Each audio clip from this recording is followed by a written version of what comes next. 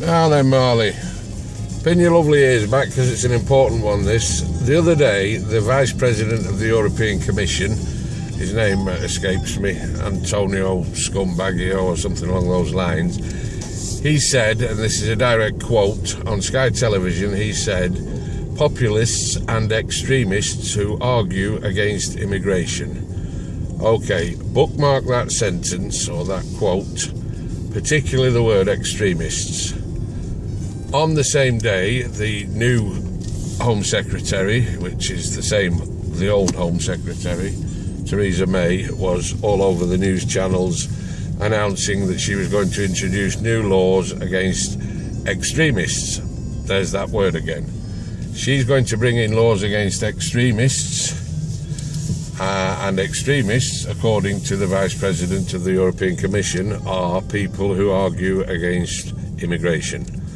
Okay, this is kind of important.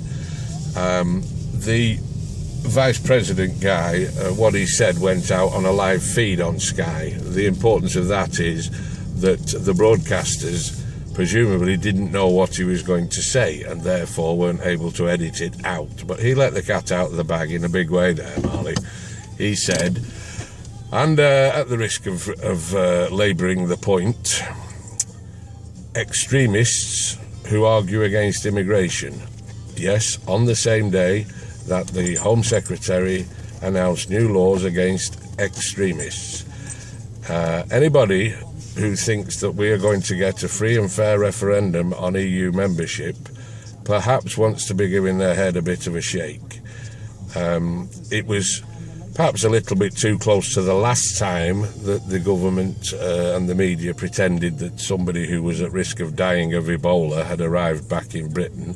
So they'll be saving that one for something, something bigger, if there could be anything bigger, something that they consider bigger that needs to be buried. So what they chose to do this time was flag up this argument, a little spat between senior members of UKIP. Now, they can't really have it both ways. UKIP is either a party who only has one MP and therefore oughtn't really to be the lead story on all the news bulletins, or it is a party that garnered 3.8 million votes at the last election and therefore is important. They can't decide arbitrarily which of those scenarios applies. Well, they can, but only if you allow them to. See what I'm saying, Marley? The people need to be waking up, sunshine, don't they?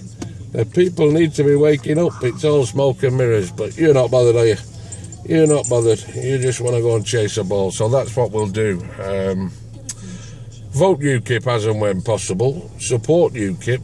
Join UKIP. We'd say that, wouldn't we? Join UKIP.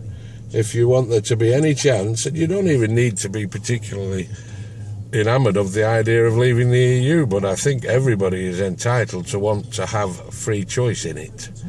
That isn't going to happen anytime soon if the media try and shut Nigel Farage up, and that's what they're doing, mate, isn't it? Come on, let's go chase a ball.